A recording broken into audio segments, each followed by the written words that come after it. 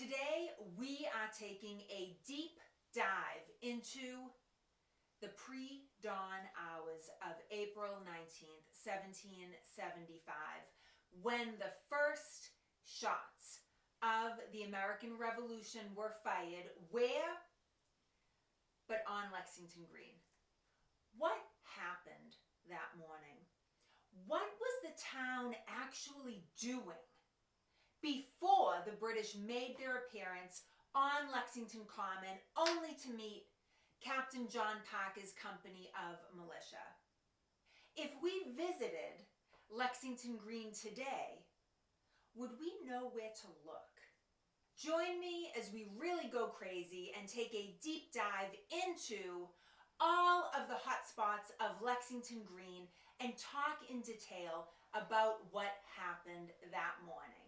So let's take a look around the green. As you can see, it is a couple acres in size, and it is sort of in the shape of a triangle. It's bordered by three roads: the Bedford Road, Massachusetts Avenue, and Harrington Road. In the distance there, kind of at one of the vertices of the triangle, you can sort of see a point and a statue that was erected on top of a kind of stone column or tower. That statue is known as the Lexington Minuteman. And that is kind of a misnomer because at the time Lexington did not have a minute company. It is also thought to represent Captain John Parker. People, I think, sort of associate him so much with Lexington Green that it has kind of taken on that persona. And you can see that the statue is kind of at the point of the triangle facing southeast. And it was from that direction that the British column was coming during the very early morning hours of April 19th, 1775. As we famously know, the British left Boston late on the night of the 18th in order to go on an expedition out to Concord to seize military supplies that they suspected that the provincials were storing in Concord. Now, lucky for us, alarm riders were dispatched from Boston to ride out into the countryside, alerting the townspeople, the militia companies, that the British were out. One of those alarm riders, again very famously, was this guy, Paul Revere, famous nowadays, but at the time, a silversmith in the north end of Boston. He reached Lexington and alerted Samuel Adams and John Hancock, who were staying at the Reverend Jonas Clark's house in town, that the regulars were out. The British troops were on the move. Samuel Adams and John Hancock, who were provincial leaders, needed to get out of town. They didn't know if the British were out to get them and to arrest them, but they needed to leave Lexington post-haste, which they did. The alarm was sounded, and that means that the alarm bell that stood on the common, like so many New England towns had, was rung. And the ringing of the bell in the middle of the night at about 1 or 2 a.m. signified trouble. And at the time, that bell stood in a belfry on Lexington Green. The belfry can't be seen in that location on Lexington Green today. However, you can see that there's this monument that stands in the place, or like an inscribed boulder that stands in the place that the belfry stood in 1775. You can see the belfry in this 1775 rendering of Lexington Green by Amos Doolittle. You can see a lot of kind of the sights and the landmarks and the general layout of Lexington Green. If you want to sort of see the belfry and check it out and see what it looked like, you can. and it is a death-defying feat. I very recently visited the reconstructed Belfry in Lexington recently and kind of scaled all of these so-called steps, these stone steps that lead to it, and I'll show you these pictures now.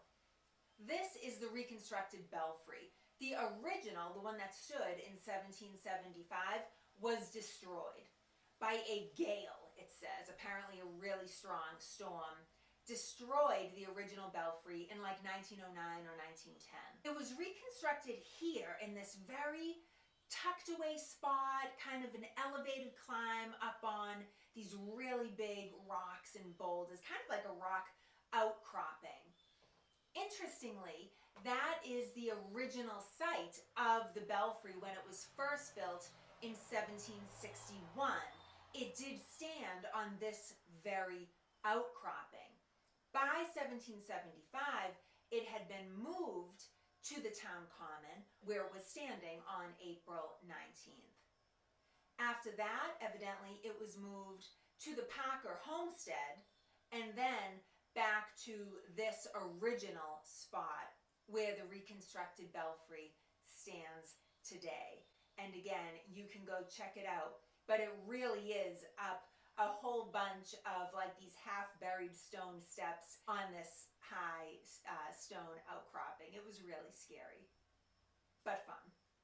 The Lexington Company of Militia did assemble on Lexington Green, but it was still the dead of night. The alarm riders had outpaced the slow-moving British column, was still miles back toward Boston. Captain Packer sent some scouts out to look for the redcoats, and in the meantime, he temporarily dispersed his men. He ordered them to stay within the call of the drum, so that if they heard the company drummer summoning them, they should return to the green. Because April is a very cold month in New England, many of the men went into Buckman Tavern. Buckman Tavern still stands today, and it's still very recognizable here again in the Amos Doolittle drawing, and here today. It's not a tavern anymore, it is a museum, and so you can actually go in and go into the very room in which many members of the Lexington Company of Militia waited for a couple hours before the British drew very close. In that room at the time was a clock, kind of like a grandfather clock, and that clock still exists.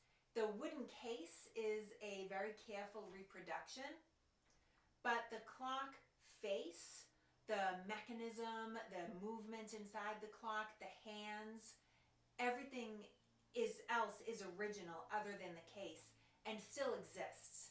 And it's in the collection of the Concord Museum in Concord, Massachusetts, and is on display so that you can go and hear it tick. So the men congregate in the tavern for a couple hours until they are recalled to Lexington Green, just right across the street, a matter of yards. The British have gotten closer very, very quickly, and I think somewhat unexpectedly. Captain Packer calls his men to the green, and they assemble to meet the British. The British come into view. And again, as if we're standing on the green, we are looking southeast toward Boston. That's the direction in which the British came. And that's the direction that that statue of the Lexington Minuteman, Captain John Packer, is looking. So even today, Captain John Packer keeps an eternal vigil. So there are probably 70 or 80 members of the Lexington Company arrayed on the green. Not all of them have come back. There was not a lot of time, not a lot of notice that the British were as close as they were. So not all of the men made it back to the green in time. The ones who did were arrayed in two lines, and they stretched from this boulder on the eastern edge of their line, all the way looking in the distance to that stone obelisk. The British came upon them hurriedly. The vanguard of the moving column of troops arrived first, and it was several companies of British light infantry troops, elite, agile, quick-moving troops. And they were that night under the command of Major John Pitcairn of the British Marines. So we have the Lexington Company of Militia under the command of Captain John Parker, and the British light infantry troops under the command in that moment of Major John Pitcairn. Neither Pitcairn nor Parker are going to live to see the end of 1775. They are both going to be dead before the year is out. Captain John Parker only survives about 5 more months. At the time of Lexington and Concord, he's suffering from tuberculosis, which can be a slow killer. So he could have been symptomatic this whole time. He would die from his illness in September of 1775.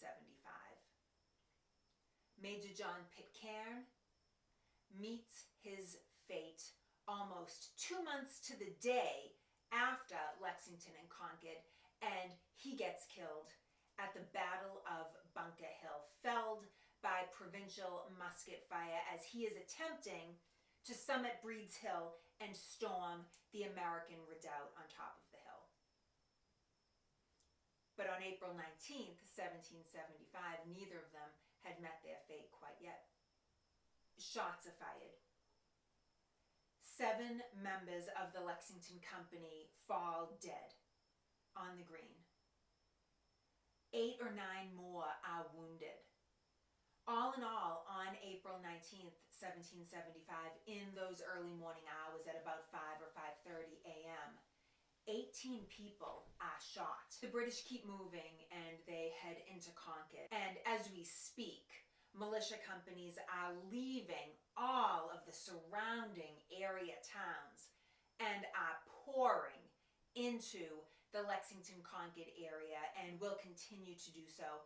The British are forced to retreat back the 16 miles they came by absolutely punishing fire from the arriving local militia companies. So there is about 1,700 British troops on the retreat, which turns into a running battle. John Parker and his militia company do get their revenge, and I've done a video where I actually visit the Parker's Revenge site and talk a little bit more about the life of Captain John Parker. The 7 men that were killed on Lexington Green that morning were buried, but then in the 1830s they were exhumed, and they were buried here under this obelisk that we saw earlier. The men that were killed on Lexington Green that morning are still there. Let me know in the comments below if you've been to Lexington Green, if not, if it's on your bucket list, and if you have been to Lexington Green, what feature of the green is your favorite? I will be very curious to know. Thank you all so much for watching. I look forward to seeing you in the next video.